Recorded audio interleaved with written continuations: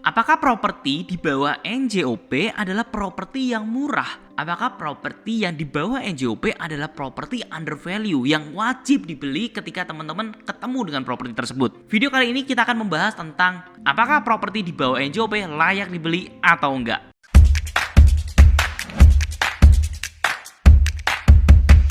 Hai calon miliarder, bagi yang belum kenal aku, kenalin, aku adalah Antoni Zorsono, seorang investor properti. Dan di channel ini biasanya aku sharing tentang motivasi, investasi, dan juga yang paling sering adalah properti. Jadi industri apapun tentang properti biasanya aku sharing di sini, termasuk life hacks yang bisa membuat kalian itu bisa membeli properti dengan nominal yang sangat minim atau bahkan bisa jadi nol. So buat teman-teman yang tertarik tentang itu semua, kalian itu masuk di channel yang tepat. Dan buat teman-teman yang belum subscribe, pastikan subscribe karena di setiap minggunya itu selalu ada video baru.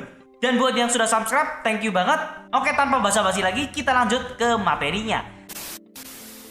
Nah teman-teman, sebelum kita masuk apakah properti di bawah NJOP harus disikat atau enggak, teman-teman harus paham dulu bahwa arti dari NJOP tersebut. NJOP adalah nilai jual objek pajak. Nilai jual objek pajak dibentuk sama pemerintah untuk membuat sebuah ketentuan yang khusus, ketentuan yang baku, di mana ketika teman-teman menjual beli properti itu ya minimal di angka NJOP tersebut. Dan ini menjadi dasar harga yang wajar ketika teman-teman transaksi jual beli properti itu sendiri. Dan alasannya kenapa pemerintah harus membuat NJOP jelas, karena seringkali pemain properti itu tidak melaporkan angka yang sesuai pajaknya ketika mereka transaksi jual beli. Contoh, misalkan kalau kalian ini mempunyai properti dengan harga 1 miliar, kemudian teman-teman itu pengen menjual ke orang lain dengan harga katakanlah 1,2 miliar.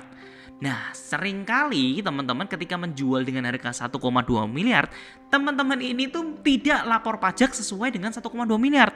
Teman-teman cukup melaporkannya di angka 300 juta, 200 juta. Dan ini membuat pemasukan negara itu menjadi kecil karena teman-teman tidak melaporkan angka yang real. Apalagi kalau properti itu bukan barang komoditas, di mana teman-teman itu bisa suka-suka kalau misalkan mau jualnya di angka 1,5 di saat yang lain jualnya 1 miliar, ya terserah. Karena ini bukan barang-barang yang bisa di-compare apple to apple. Mereka punya nilai intrinsik, punya nilai yang tidak bisa dilihat atau tidak bisa diukur dengan 100% sama dibanding dengan properti-properti lainnya. Makanya pemerintah itu membuat angka yang wajar ketika teman-teman transaksi jual beli. Nah, supaya ketika transaksi teman-teman di angka 1,2 miliar, ya pemerintah itu paling enggak minimal dapat di angka 1 miliar lah, karena pemerintah mengukur nilai wajarnya ya 1 miliar. Kalau teman-teman menjual 1,2 miliar, ya paling enggak dilaporkannya di angka 1 miliar.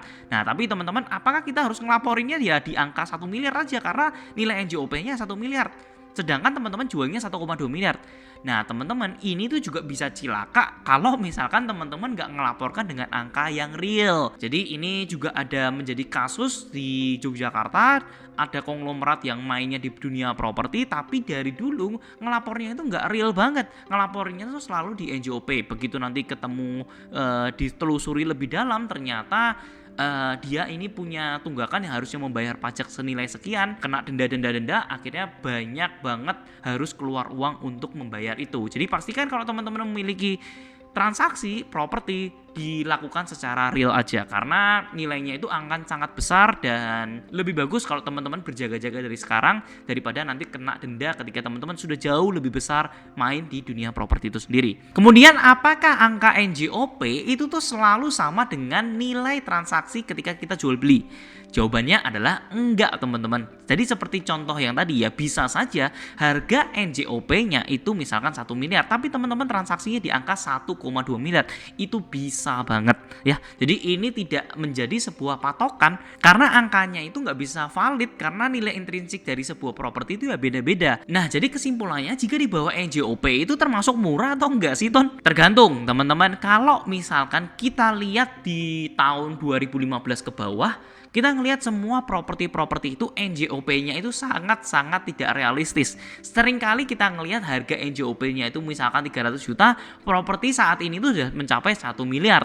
Nah, tapi seiring dengan berjalannya waktu, pemerintah itu juga terus menaikkan nilai dari NJOP-nya terus naik terus 20%, naik terus 20%, naik terus 20% sampai akhirnya angkanya itu menjadi ketinggian. Kadang-kadang teman-teman, pernah suatu kali aku membeli sebuah properti di mana sebenarnya harga propertinya itu jauh di bawah dengan NJOP-nya.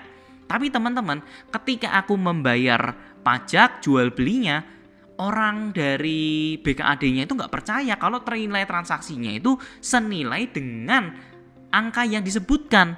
Padahal jelas-jelas angkanya itu lebih rendah daripada nilai NJOP-nya. Yang terjadi akhirnya aku harus membayar nilai jual belinya, pajak jual belinya itu senilai dengan angka dari NJOP. Jadi jeleknya karena sekarang ditingkatkan terus untuk menambah keuangan negara, akhirnya banyak banget yang sering terjadi lah. Kita membayar pajak jauh lebih tinggi daripada nilai jual belinya itu sendiri. Dan kalau aku analisa dari alumni-alumni workshop yang sudah berhasil membeli transaksi properti tanpa modalnya itu, di setiap kota itu berbeda-beda. Kalau aku ngeliat di Jakarta itu nilai NJOP-nya hampir sama value-nya dengan harga properti pada saat itu juga. Jadi kalau kita bilang harga properti NJOP-nya itu 1 miliar, ya propertinya kurang lebih di angka 1 miliar juga. Itu sudah mulai sama. Nah, kalau teman-teman mau bilang ini di bawah NJOP termasuk murah, ya mungkin ini bisa dibilang murah ya.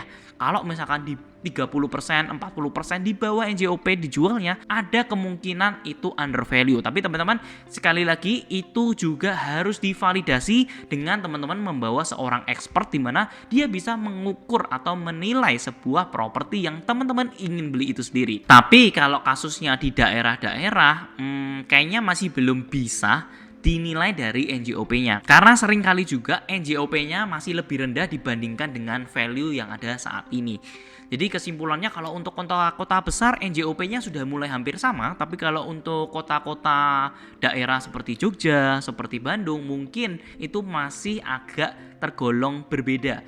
NJOP-nya kadang-kadang itu lebih sering lebih rendah dibandingkan lebih tingginya teman-teman. Nah teman-teman, bagi kalian yang masih bingung dan pengen segera ngevalidasi apakah teman-teman itu bisa tahu ini propertinya under value, apakah harus diambil, teman-teman bisa join di workshopku karena di sana akan saya bedah cara orang itu menganalisa sebuah properti, di mana akhirnya teman-teman tuh tahu, oh kalau misalkan teman-teman nggak perlu manggil orang yang expert untuk menilai sebuah propertinya, teman-teman langsung bisa menilai dengan kemampuan teman-teman sendiri tanpa harus manggil orang sana, manggil orang sini untuk mengukur sebuah propertinya itu sendiri. Bahkan teman-teman, kalian itu juga bisa meningkatkan value dari propertinya ketika orang yang ngukur ke sana datang, ketika orang yang menilai datang, yang meng-appraise itu datang, nilai propertinya bisa disulap menjadi jauh lebih tinggi. Itu ada tekniknya supaya kalian itu bisa membuat nilai propertinya itu jauh lebih tinggi dan mendapatkan angka pendanaan yang lebih besar juga. Itu semua aku ajarkan detail di workshopku karena sebenarnya ada banyak trik yang sebenarnya lucu-lucu yang bisa diterapkan di dunia properti itu sendiri. Sehingga teman-teman itu bisa mendapatkan pendanaan bukan cuma puluhan juta lebih banyak, tapi ratusan juta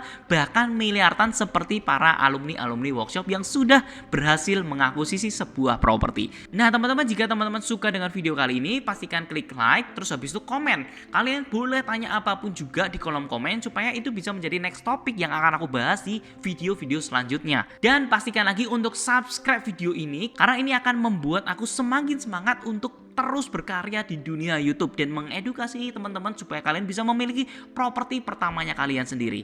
Thank you for watching and I'll see you in the next video guys. See ya guys!